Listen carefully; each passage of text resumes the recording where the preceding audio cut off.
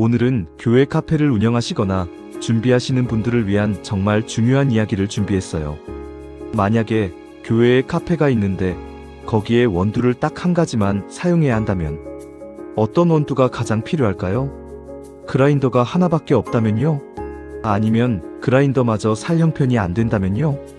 물론 일반 카페처럼 다양한 원두로 내린 커피를 마실 수 있다면 좋겠지만요. 교회에는 그렇지 않은 경우가 많잖아요. 그래서 오늘 영상에서는 이 문제에 대한 완전히 명쾌한 답을 알려드릴게요. 저는 8년 동안 경쟁이 정말 심한 카페 밀집 지역에서 카페를 운영했어요. 그리고 강서구에서 유일하게 3년 연속으로 콜럼버스 가이드 대한민국 커피 맛집으로 선정됐을 정도로 산전수전 정말 다 겪은 제가 딱 정해드릴 테니까요. 믿으셔도 돼요. 오늘 이 영상 끝까지 보시면요. 우리 교회 카페에서 어떤 원두를 골라야 하는지, 그 이유는 뭔지, 왜 그 순서인지, 이 모든 걸 확실하게 알고 가실 수 있을 거예요. 실제 사례 스토리. 제가 카페를 운영할 당시에요. 근처 여러 교회의 교인분들이랑 목사님들이 저희 카페를 정말 많이 이용해 주셨어요. 그렇게 해서 몇 분 목사님들과는 친분이 생겼는데요. 어느 날이었어요. 저랑 친분이 있는 근처 교회 목사님 한 분의 교회에서 교회 카페를 새로 오픈했다고 하시더라고요. 그래서 나중에 한번 방문해달라고 하셔서 방문하게 됐어요. 카페 현황. 교회 외부에 매장을 내고 정말 예쁘게 인테리어해서 나름대로 운영되고 있었어요. 벌써 1년이 지났고요. 인테리어랑 분위기도 정말 좋았어요.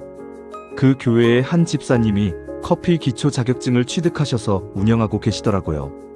문제점 발견. 그런데 말이에요. 문제는 원두였어요. 그 매장은 그라인더가 하나였고요. 그래서 취급하는 원두도 한 가지 종류일 수밖에 없었어요. 그 카페가 선택한 원두는 뭐였냐면요. 많이 볶지 않은 중약배전이었어요. 이 원두는요. 쓴맛도 없고 향미도 좋았지만 대부분의 사람들이 두루두루 좋아하는 맛은 아닌 커피에 대한 취미가 있으신 분들이 선호하시는 원두였어요. 결과는 좋지 않았어요. 그래서 그 카페의 커피는요. 교인들도 별로 맛있어하지 않는 커피가 되었고요. 그게 판매량이랑 공간 활용도에도 영향을 주게 됐어요. 일단 카페는 커피가 맛있어야 합니다. 대부분 카페 매출의 70% 이상이 아메리카노에서 나옵니다. 그래서 커피가 맛없으면 다른 요소가 엄청난 것을 제공하지 않는 이상 다른 카페로 가게 되어 있습니다. 꼭 기억하세요. 왜 중약배전이 문제였을까요? 바디감 부족 문제. 중약배전 커피는 말이에요. 진한 바디감보다는 향미가 매력인 커피예요. 그래서 당연히 다른 베리에이션 음료들, 즉 시럽이나 소스, 크림들이 들어간 음료들, 예를 들어서 바닐라 라떼나 캐러멜 마끼아또, 카페 모카 같은 거 있잖아요. 이런 음료들에는 커피 맛을 잘 느끼지 못하게 돼요. 결과적으로는 맛이 없다고 느끼게 되는 거죠. 이 시럽과의 밸런스 문제. 다시 말하면 이거예요. 원두가 바디감이 강하지 않으면, 즉 진하고 강한 맛이 나지 않는 연한 맛의 중약배전이나 약배전 원두로 내린 에스프레소로 바닐라 라떼, 카페 모카 이런 걸 만들게 되면요. 강한 시럽과 소스와 맞붙게 된 약한 맛의 원두는 우유, 시럽, 소스에 져버려요. 그러면 그 음료를 마시는 사람들은 커피 맛은 안 나고 시럽 맛만 나요라고 불평하게 되는 거예요. 자, 이해되셨죠? 3대 중성 문제.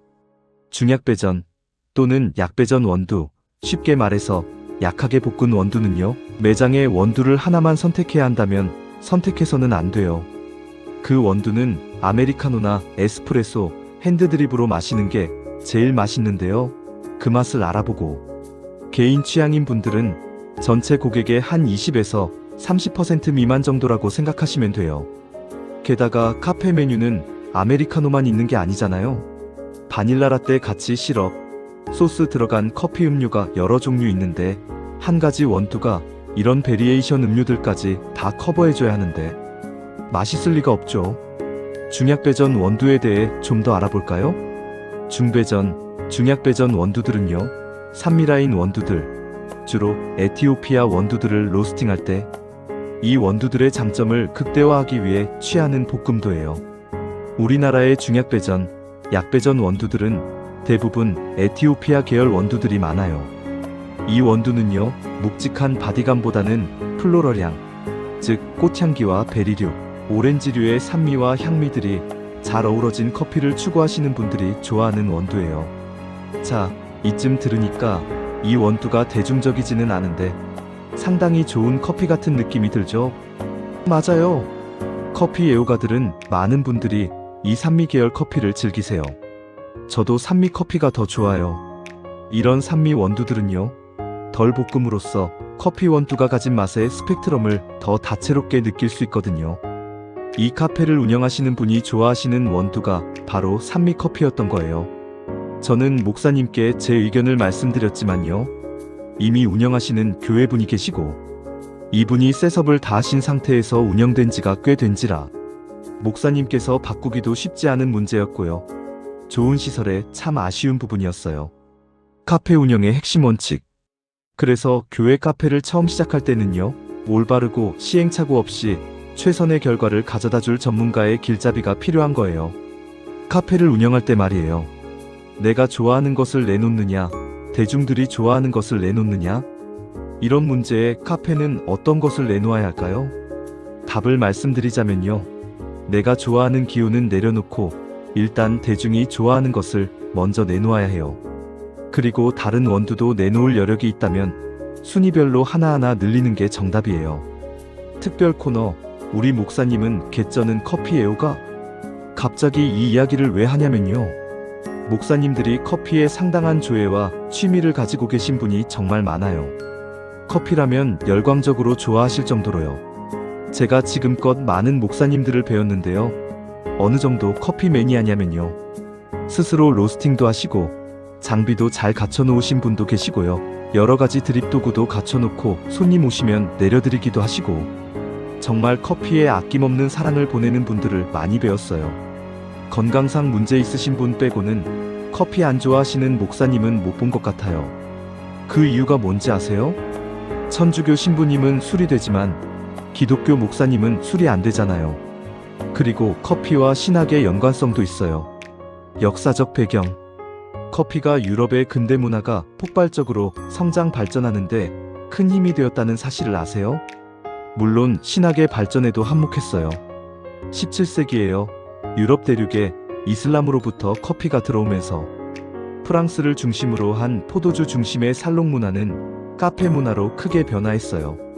술로 비롯된 유혹적이고 부도덕하며 소비적인 영향력을 주는 살롱 문화들이 커피를 통해 지성을 일깨우며 카페에서 하루 종일 글 쓰고 작곡하고 이성과 두뇌를 움직여서 문화를 발전시키는, 그래서 커피는 유럽 근대 문화에 큰 영향을 끼친 고마운 음료인데요. 발자크나 베토벤 등 수많은 문화예술인사들이 다 엄청난 커피 매니아였다는 사실은 잘 알려져 있어요. 그 이야기도 재밌어서 이야기 보따리 풀어놓자면 한나절이니까요. 자세한 내용은 나중 영상에 다루기로 하고요. 그리하여 신학자들도 커피의 세계에 심취하고 카페인의 힘을 빌려 지친 뇌를 일깨우며 하루 종일 신학책을 저술하고 설교문을 쓰고 해왔어요. 그것이 지금까지 이어져 온 거죠. 합리적 추론. 목사님의 커피 사랑. 이제 잘 아시겠죠? 우리 목사님들. 일단 술이 안 되니까 공부하고 설교문 쓰시다. 그 취미와 관심이 커피로 몰린 것 같다는 합리적 추론 해봐요. 일단 커피의 세계가 파면 팔수록 깊고도 넓은 매력적인 영역 맞아요. 중요한 경고. 왜 이 이야기를 하냐면요, 목사님이 커피 매니아이면 교회를 이끄는 위치에 있으시기 때문에 목사님의 결정이 영향을 미칠 경우 목사님이 개인적으로 좋아하는 원두 계열을 카페 원두로 추천할 가능성이 높아요. 목사님이 커피를 잘 아시는 분이시면 모든 사람이 그 선택에 수긍할 거예요. 딱 잘라 말씀드릴게요. 그러시면 안 돼요. 그건 목사님이 좋아하시는 커피이지 교인들이 좋아하는 커피는 아니거든요. 여러 가지 경쟁력을 다 갖춰놓은 커피 전문점이 아니라 한정된 자원과 시설을 확보할 수밖에 없는 교회 카페라면요, 철저하게 대중들의 기호와 예산을 먼저 생각해야 하고 그에 맞는 원두를 골라야 해요. 드디어 원두 순위 발표. 자, 이제 기다려오셨던 우리 카페의 꼭 필요한 원두 1, 2, 3순위를 시원하게 1위부터 알려드릴게요. 이것은 제가 8년간 카페 경영하며 직접 확인한 데이터예요. 1위 강배전의 고소한 원두. 저희 카페에서는 고객들이 4가지 원두 중에서 선택하게 하는 구조였는데요. 고객 중 70%에서 80%의 고객이 강배전의 고소한 원두를 선택해요. 강배전은 많이 볶은 원두로서 로스팅한 색상은 셋 중에 가장 어둡죠. 고소한 맛원두는 한국인들이 가장 좋아하는 원두인데요. 원래부터 구수한 누룽지 맛 등의 영혼이 동기화되는 것. 한국인이라면 잘 아시겠죠? 중요한 건 로스팅 기술이에요. 중요한 것은 말이에요. 강배전이 쓰지 않게 로스팅하는 것이 엄청나게 까다로워요. 이것이 되는 원두를 볶아내는 로스터는 실력 있는 로스터예요. 강배전 원두가 스코치드, 즉 겉은 타고 속은 익지 않아서 쓰고 떫고 시고 안 좋은 맛이 다 나는 원두. 아니면 베이크드, 즉 굽는 시간이 오래되어 일관적으로 겉과 속이 타버리는 원두. 이러한 식으로 구워지기 쉬워요. 그래서 요샌 그 카페 커피 맛이 많이 좋아졌습니다만 스타벅스 커피의 쓴맛에 온 국민이 진한 커피는 쓰다라는 고정관념을 가질 때도 있었죠. 그거 잘 볶은 원두가 아니에요. 쓴맛 많이 나는 커피는 탄 커피여서 몸에도 안 좋아요. 강배전의 최고 장점. 강배전 원두는 또한 베리에이션 음료, 즉 강한 시럽과 소스 등과 맞붙어서 싸워도 이긴다는 것이 장점이에요. 진한 강배전 에스프레소는 우유와 시럽, 소스들이 섞인 베리에이션 속에서도 커피의 맛과 개성을 잃지 않고 훌륭한 조화를 보여줘요. 사실 모든 베리에이션 메뉴들이 강배전 원두를 염두에 두고 만든 레시피라는 사실을 잊지 마세요. 2위 디카페인 원두.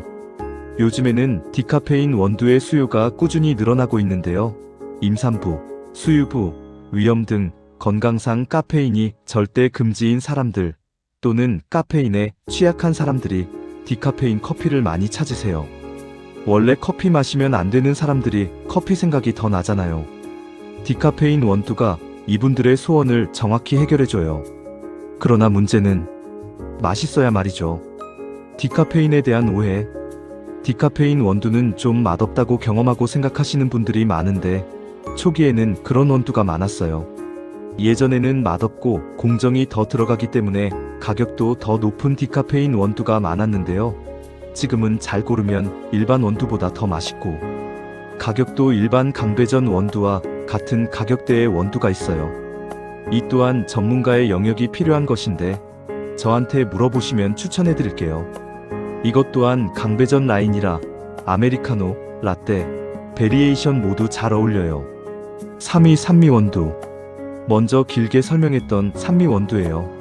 선택 점유율은 산미 원두와 디카페인 원두가 비슷한 점유율로 선택받고 있었는데요. 둘 다 확실한 수요층이 있어요. 그러나 같은 점유율이지만 순위를 선택한다면 디카페인에게 순위를 양보해야 해요.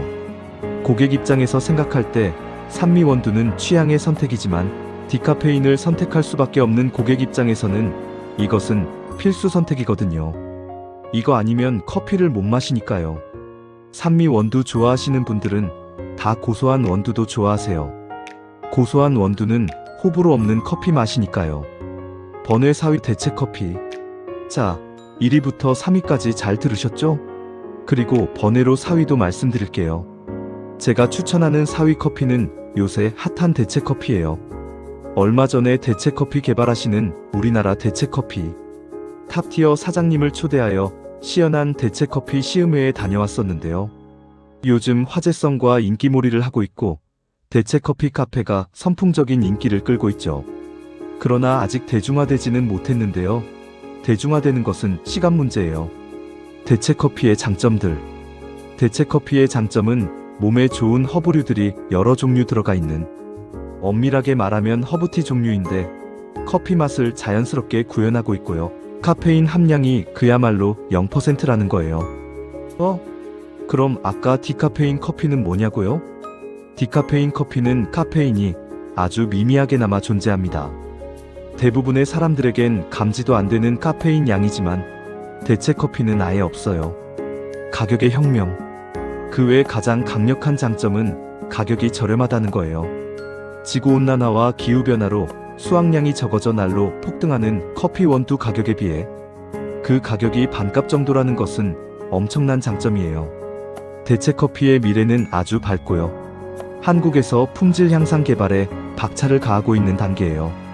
아직은 시간이 좀 걸리겠지만 대체 커피가 대중화되면 2순위 디카페인 커피 자리를 대체하는 것도 비용 면에서 좋은 선택일 수 있어요. 최종 정리. 자, 1위는 고소한 맛, 2위 디카페인, 3위 산미라는 원두 선택 기준과 그 이유. 잘 들으셨나요? 핵심 포인트 다시 한번. 1위 강배전 고소한 원두 70에서 80% 선택률, 모든 메뉴의 완벽. 2위 디카페인 원두 필수 수요층이 있고 강배전 라인으로 추천. 3위 산미 원두 확실한 마니아층이 있지만 대중성은 떨어져요. 4위 대체 커피 미래에 대한 경제성과 건강 두 마리 토끼를 잡을 수 있어요. 마지막 당부. 교회 카페는 개인 취향보다는 대중의 기호를 우선해야 해요. 교인들 모두가 만족할 수 있는 선택을 하시길 바라요. 마무리. 다음번에도 이렇게 다양한 이야기로 여러분께 도움드리는 영상을 만들게요. 구독과 좋아요는 제작에 정말 큰 힘이 되고요. 혹시 궁금한 점이나 개별 원두 추천이 필요하시면 이메일로 협업 요청해주세요. 제가 직접 답변 드릴게요. 그럼 다음 영상에서 또 만나요. 감사합니다.